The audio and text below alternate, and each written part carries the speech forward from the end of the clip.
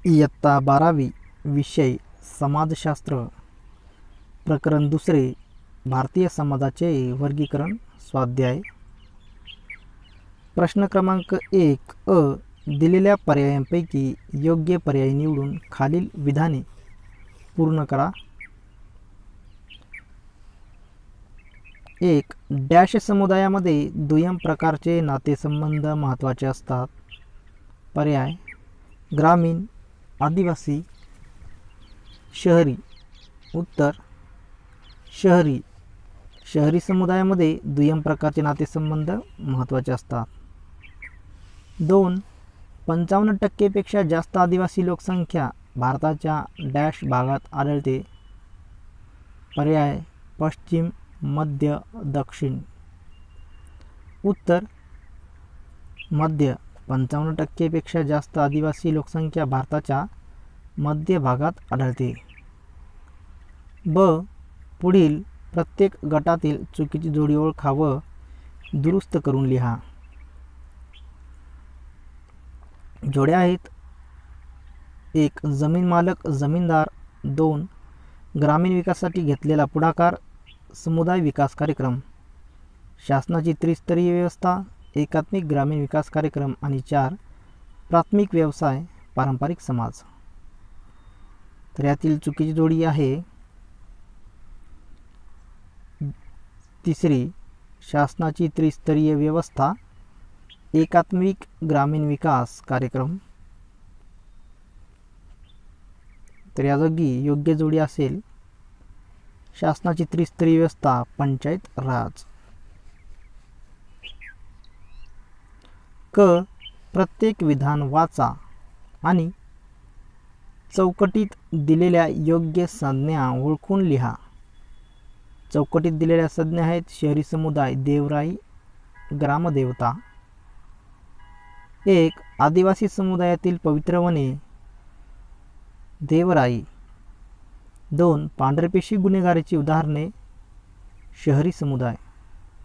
ड. अधोरेखित शब्दाच्या जागी अचूक शब्द लिहून विधाने पूर्ण करा. 1. शहरी समुदायातील व्यक्तीचे स्थान बहुतांश वेळा अर्पित स्वरूपाचे असते. अधोरेखित शब्द अर्पित. तर या जागी शब्द असेल अर्जित. शहरी समुदायातील व्यक्तीचे स्थान बहुतांश वेळा अर्जित स्वरूपाचे असते.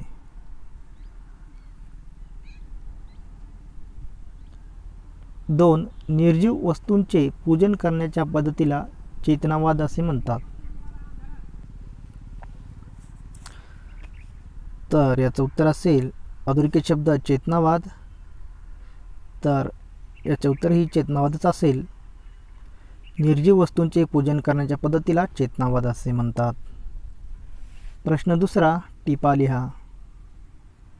1. आदिम समुदायाच्या समस्या. उत्तर आदिम समुदायाच्या समस्या पुढीलप्रमाणे आहेत. 1. जंगल व जमिनीपासून आदिवासी अलगता. वनप्रदेश आणि तेथील संसाधने ही आदिम समाजाच्या उपजीविकेची प्रमुख साधने होती. आदिम समाज जमिनीपासून अलग होण्याची सुरुवात ब्रिटिश कालखंडापासून झाली. याखेरीज सावकार, जमीनदार आणि व्यापाऱ्यांनीही आदिम समाजाच्या जमिनीवर ताबा घेतला होता. औद्योगिकीकरण आणि धरण बांधकामामुळे शासनानेही आदिम समाजाच्या जमिनींचे संपादन केले. 2. दारिद्र्य आणि कर्जबाजारीपणा. आदिम जमातीचे व्यवसाय साध्या तंत्रज्ञानावर आधारित आहेत. बहुतांश आदिम जमाती दारिद्र्यरेषेखाली जीवन जगत आहेत. स्थानिक सावकार आणि जमीनदार या परिस्थितीचा फायदा घेऊन आदिम जमातींचे शोषण करतात. कर्जाची परतफेड करण्यासाठी आदिम व्यक्तीला जमीन तारण ठेवावी लागते किंवा विकावी लागते. 3. अनारोग्य आणि कुपोषण. भारतातील बहुतांश आदिम जमाती पाण्यापासून होणाऱ्या संसर्गजन्य रोगांनी बाधित आहेत. लहान मुले जन्मतःच कुपोषित असतात. कुपोषणामुळे बालमृत्यूंचे प्रमाण अधिक आहे. 4. निरक्षरता.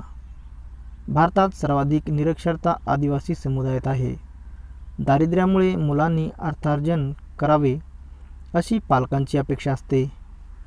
आदिवासी वस्तीपासून दूर अंतरावर शाळा असतात. अभ्यासक्रम ज्या भाषेत आदिवासी अनभिज्ञ आहेत त्यात शिकवला जातो. शासकीय प्रयत्नानंतरही आदिवासी समुदायात शिक्षणाविषयी स्वारस्य निर्माण झालेले नाही. 2. शहरी समुदायाची वैशिष्ट्य. उत्तर. 1. बहुजिन्सीपणा. शहरी समुदायात सामाजिक व सांस्कृतिक बहुजिन्सीपणा असतो. जाती, भाषा, धर्म, वर्ग आणि व्यवसायांची विविधता असते. 2. लोकसंख्येची अधिक घनता. ग्रामीण समुदायाच्या तुलनेत शहरी समुदायात लोकसंख्येची घनता अधिक असते. त्याचे कारण ग्रामीण भागातील लोक शहरी भागात सतत स्थलांतर करीत असतात. 3. विभिन्न व्यवसाय. शहरात व्यवसायांचे विशेषीकरण झाले असल्याने व्यापार उत्पादन, व्यावसायिक व शासकीय सेवेत लोकांना रोजगार प्राप्त होत असतो. 4. सामाजिक गतिशीलता. शहरी भागात वर्गव्यवस्थेचे प्राबल्य असल्याने शिक्षण व व्यवसाय महत्त्वाचे असतात. स्वबळावर व गुणवत्तेच्या आधारे व्यक्तीस आपला सामाजिक दर्जा वाढवता येतो. 5. दुय्यम नातेसंबंध. शहरी समुदायात व्यक्तीतील सामाजिक संबंध औपचारिक, व्यक्तिनिरपेक्ष आणि तुटक असतात. 6. विभक्त कुटुंब पद्धती. नोकरी, व्यवसायाच्या कारणास्तव स्थलांतर करणाऱ्या व्यक्तींचे कुटुंब पती, पत्नी आणि त्यांची जननी इतपत मर्यादित असते. 7. पायाभूत सेवांची उपलब्धता. पिण्याचे पाणी, वीज, गॅस, इंटरनेट, टेलिफोन, रस्ते व वाहतुकीच्या साधनांची निर्मिती शहरात अधिक असते. 8. औपचारिक सामाजिक नियंत्रण. विधिनियम, पोलीस व न्याय यंत्रणा ही सामाजिक नियंत्रणाची साधने आहेत. प्रश्न 3. फरक स्पष्ट करा. 1. ग्रामीण अर्थव्यवस्था आणि शहरी अर्थव्यवस्था. ग्रामीण अर्थव्यवस्था, शहरी अर्थव्यवस्था. ग्रामीण अर्थव्यवस्थेत छोटे व सीमांत शेतकरी व शेतमजूर दुर्बल घटक आहेत. शहरी अर्थव्यवस्थेत असंघटित क्षेत्रातील कामगार हे दुर्बल घटक आहेत. ग्रामीण अर्थव्यवस्था ही कृषी प्रधान आहे. शहरी भागात कारखानदारी व सेवा क्षेत्रात लोकांना रोजगार उपलब्ध होतात. ग्रामीण भागातील 20% लोकसंख्येच्या उपजीविकेचे साधन शेती व शेतीशी निगडीत व्यवसाय आहे. शहरी भागात कारखानदारी व सेवा क्षेत्रात लोकांना रोजगार उपलब्ध होतात. स्वातंत्र्योत्तर कालखंडात ग्रामीण अर्थव्यवस्थेला अर्जितावस्था प्राप्त व्हावी यासाठी कृषी मालावर प्रक्रिया करणारे उद्योग सुरू करण्यात आले. स्वातंत्र्यपूर्व कालखंडात 19व्या शतकाच्या मध्यमातून औद्योगिक शहरे विकसित झाली. स्वातंत्र्योत्तर कालखंडात औद्योगिकीकरणाला प्रोत्साहन देण्यात आले. ग्रामीण अर्थव्यवस्थेवर बड्या जमीनदार वर्गाचे वर्चस्व आहे. शहरी अर्थव्यवस्थेवर कारखानदार भांडवलदार वर्गाचे वर्चस्व आहे. 2. आदिम समुदाय आणि शहरी समुदाय. आदिम समुदाय, शहरी समुदाय. आदिम समुदायाचे जीवन सर्वस्वी निसर्गावर अवलंबून असते. त्यामुळे त्यांच्या जीवनावर निसर्गाचा प्रभाव असतो. उदाहरणार्थ हवा, पाऊस, पाणी इत्यादी. शहरी समुदाय यावर कृत्रिम व मानवनिर्मित गोष्टींचा प्रभाव अधिक असतो. उदाहरणार्थ पाणी पुरवठा, वीज पुरवठा, अन्नधान्य पुरवठा इत्यादी. आदिम समुदायाच्या शैक्षणिक व आर्थिक मागासलेपणा आढळते. शिक्षण व रोजगाराच्या सोयी अत्यल्प असतात. शहरी समुदायातील लोक सुरक्षित असतात. विविध प्रकारचे शिक्षण घेता येते. शहरातून चांगली आर्थिक प्राप्ती होते. आदिवासी समूह विखुरलेले असून एक जमात दुसऱ्या जमातीपासून विखुरलेली आहे. शहरी समुदाय अनेक जाती, धर्म व पंथ यांनी बनलेला असून हे लोक एकमेकांजवळ एकाच वस्तीत राहतात. आदिम समुदायात दळणवळणाच्या अपुऱ्या साधनामुळे या समूहांचा बाहेरच्या जगाशी फारसा संपर्क नसतो. त्यांचे जीवन त्यांच्यातच सामावलेले असते. शहरी समुदायाच्या दळणवळणाच्या साधनामुळे विविध शहरे व खेडी एकमेकांशी जोडलेली असून हवाई मार्गाने प्रदेशांशी जोडली गेली आहेत. आदिम समुदायाचा आकार हा खूप छोटा असतो. शहरी समुदायाचा आकार आणि लोकसंख्येच्या आदिम समुदायाच्या तुलनेत खूप जास्त असतो. प्रश्न क्रमांक 4. पुढे दिलेल्या संकल्पना उदाहरणासह स्पष्ट करा. 1. शहरी गुन्हेगारी. उत्तर: शहरी गुन्हेगारी वाढत्या शहरीकरणाचा परिपाक आहे. असा प्रचलित समज आहे की झोपडपट्टीत राहणारे दरिद्री आणि उपेक्षित गुन्हेगारीकडे वळतात. मात्र हा समज चुकीचा आहे, कारण झटपट पैसा प्राप्त करून ऐषारामी जीवन जगण्यासाठी वरिष्ठ वर्गातील लोकही गुन्हेगारीकडे वळतात. आयुष्यात एका टप्प्यावर अयशस्वी झालेले सुशिक्षित तरुणही गुन्हेगारीकडे वळतात. राजकारणी आणि अभिजन वर्गाच्या आशीर्वादाने गुंडांच्या टोळ्या पोसल्या जातात. कालांतराने हेच गुंड पैसा आणि पाशवी बळाचा वापर करून राजकारणात प्रवेश करतात आणि उच्चपदस्थ होऊन बसतात. स्त्रियांचे अपहरण व अतिप्रसंग, सायबर व आर्थिक गुन्हे शहरात मोठ्या प्रमाणात वाढले आहेत. गुन्हेगारीमुळे शहरी जीवन अत्यंत असुरक्षित बनले आहे. उदाहरणार्थ, दाऊद इब्राहिम आणि छोटा राजन हे गुंडांच्या टोळ्यांचे म्होरके, तर हर्षद मेहता सारखे पांढरपेशा गुन्हेगार. 2. आदिवासी कुल. उत्तर: कुल हा आदिम समाजाचा अविभाज्य भाग आहे. कुल म्हणजे रक्ताच्या नात्यांनी बांधली गेलेली कुटुंबे होत. त्यांच्या वंशाची सुरुवात वास्तविक किंवा काल्पनिक व्यक्तीपासून किंवा वस्तूपासून झालेली असते. भारतातील बहुतांश जमाती बहिर्विवाह, कुल आणि वंशपरंपरा यामध्ये विभागलेले आहेत. कुल संघटन असल्यामुळे दृढ नातेसंबंध निर्माण होतात. उदाहरणार्थ, महाराष्ट्रातील वारली व कातकरी जमातींचे कुल संघटन. प्रश्न क्रमांक 5. संकल्पनांची आकृती पूर्ण करा. आदिम समुदायाशी सांस्कृतिक संपर्क येण्याची कारणे. तर काय कारणे आहेत? ख्रिस्ती धर्मोपदेशकांचे प्रयत्न, शासकीय उपक्रम, स्थलांतर, शिक्षणाचा प्रसार. ब. खालील विधान चूक की बरोबर हे सांगून सकारण स्पष्ट करा. 1. शहरी समुदायामध्ये गुंतागुंतीचे श्रमविभाजन दिसून येते. उत्तर: वरील विधान बरोबर आहे, कारण शहरात व्यवसायांचे विशेषीकरण झालेले असते. व्यावसायिक कारणास्तव आवश्यक ते श्रमविभाजन करण्यात आलेले असते.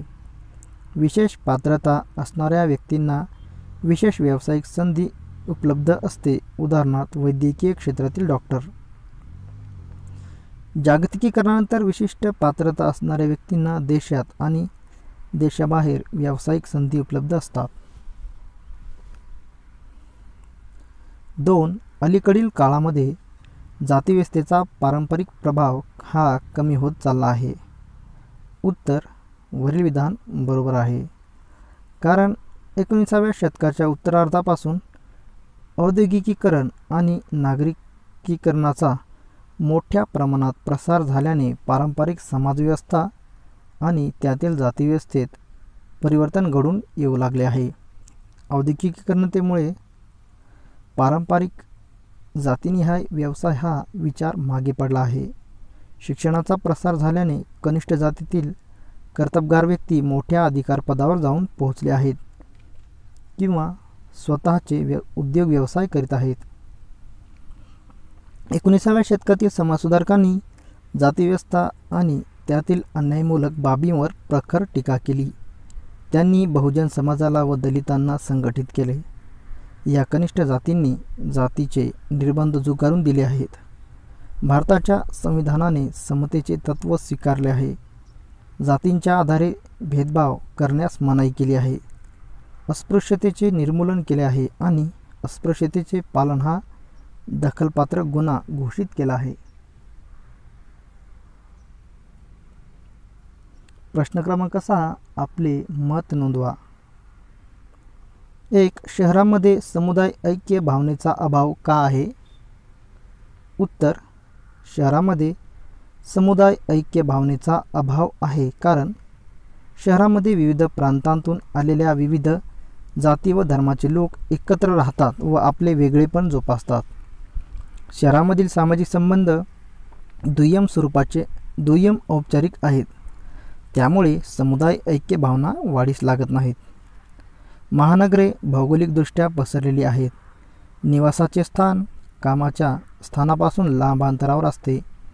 निवासी क्षेत्रात व्यक्तीचे वास्तव्य दिवसातील अल्प काळ असल्याने इतरांच्या संपर्कात ते येत नाहीत.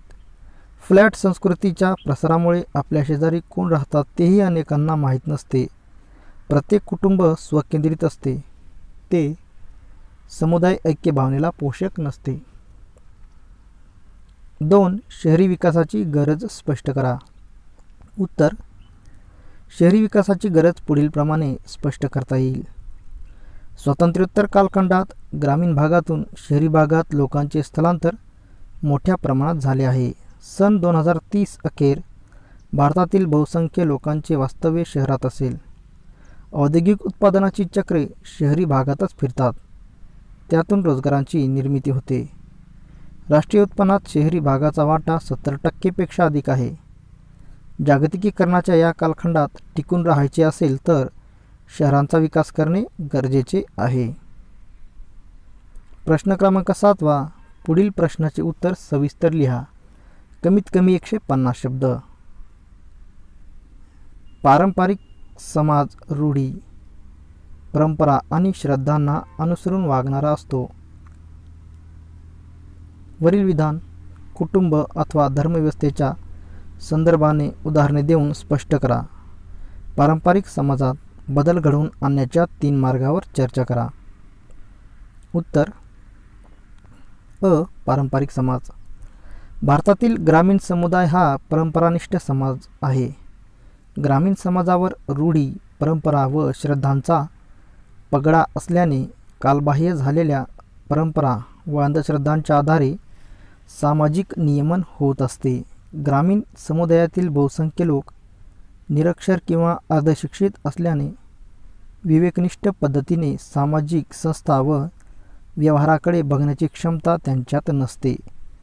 प्रस्थापित नेतृत्वाचे हितसंबंध हे सामाजिक रूढी व परंपरांशी निगडीत असल्याने त्याविरुद्ध वक्तव्य वा कृती करणाऱ्या समाजसुधारकांना पारंपरिक सामाजिक रोषास सामोरे जावे लागले होते. ब. उदाहरणे. कुटुंब व्यवस्थेच्या संदर्भात समाजावरचा रूढी, परंपरा व अंधश्रद्धांचा पगडा पुढील उदाहरणांद्वारा स्पष्ट होईल. 1. बालविवाह. मध्ययुगापासून बालविवाहाची प्रथा रूढ झाली. ब्रिटिश राजवटीत व स्वातंत्र्योत्तर कालखंडात बालविवाह प्रतिबंधक कायदे करण्यात आले असले तरीही हे ग्रामीण भागात आणि विशेषतः मागास राज्यात बालविवाह मोठ्या संख्येने होतात. बालविवाहातून बालविधवा आणि सतीची प्रथा जन्माला येते. रूपकैवर सारख्या सती प्रकरणाचे धर्माच्या नावाने उदात्तीकरण केले. 2. स्त्रियांचे दुय्यम स्थान. पुरुषप्रधान समाज आणि पितृसत्ताक कुटुंबात स्त्रियांचे स्थान दुय्यम गौण आहे. 19व्या शतकाच्या उत्तरार्धापर्यंत त्यांना शिक्षणाचा अधिकार नाकारण्यात आला. आर्थिकदृष्ट्या त्या परावलंबी होत्या आणि मनुस्मृतीसारख्या ग्रंथात शूद्रांपेक्षा स्त्रियांना हीन लेखण्यात आले होते. मनुवादी विचारांचा पगडा आजही ग्रामीण समाज आणि परंपरानिष्ठ कुटुंबावर असणे हे दुर्दैवी वास्तव आहे. 20व्या शतकात स्त्री पुरुष समानता सैद्धांतिक पातळीवर स्वीकारण्यात आली असली तरी स्त्रियांचे कुटुंबातील दुय्यम स्थान हे शहरी भागातील सुशिक्षित कुटुंबातील वास्तव परिस्थिती आहे. 3. हुंडा पद्धत. 21व्या शतकात केवळ परंपरागत ग्रामीण समाजात नव्हे तर सुशिक्षित पांढरपेशा मध्यमवर्गीयामध्ये हुंडा पद्धत उघड वा सुप्तपणे प्रचलित आहे. या अमानुषी पद्धतीतून मंजुश्री सारडा सारखी हुंडाबळीची प्रकरणे घडत असतात. काही उघडकीस येतात. हुंड्याची लग्नाआधी आणि लग्नानंतर मागणी करणे आणि त्यासाठी नववधूचा छळ करणे आणि अपवादात्मक प्रकरणात नववधूचे दहन करणे हा या कालबाह्य आणि अमानुषी सामाजिक रूढीचा परिपाक आहे. क. समाजात बदल घडवून आणण्याचे 3 मार्ग. 1. कठोर कायदे व त्याची कसोशीने अंमलबजावणी करणे. बालविवाह प्रतिबंधक, हुंडा प्रतिबंधक आणि कौटुंबिक हिंसाचार प्रतिबंधक कायदे करण्यात आले आहेत. त्यात सुधारणा करून त्यातील पळवाटा दूर केल्या पाहिजेत. शासकीय यंत्रणेने या कायद्याचा भंग करणाऱ्या विरोधात कठोर कारवाई केली पाहिजे. 2. सामाजिक मानसिकतेत बदल. केवळ कायदे करून सामाजिक सुधारणा घडून येत नाही. समाजसुधारकांनी व महिलावादी संघटनांनी याबाबत समाजाचे प्रबोधन केले पाहिजे आणि समाजाची मानसिकता बदलण्यासाठी सातत्याने प्रयत्न केले पाहिजेत. प्रसारमाध्यमांना या कार्यात सक्रियरित्या सहभागी करून घेतले पाहिजे. शासनाने सामाजिक प्रबोधनाच्या उपक्रमांना सर्वतोपरी सहाय्य केले पाहिजे. 3. शिक्षण. शिक्षणाच्या प्रसाराद्वारा स्त्री-पुरुष समानता, सामाजिक न्याय व स्वातंत्र्य ही मूल्ये रुजवली पाहिजेत. स्त्री शिक्षणास प्राधान्य देऊन त्यांना अन्यायाविरुद्ध संघर्ष करण्यास प्रवृत्त केले पाहिजे. सामाजिक मानसिकतेत बदल करण्यासाठी ग्रामीण भागात प्रौढ शिक्षणाचे उपक्रम राबवून परंपरानिष्ठ मानसिकता बदलण्यासाठी प्रयत्न केले पाहिजेत.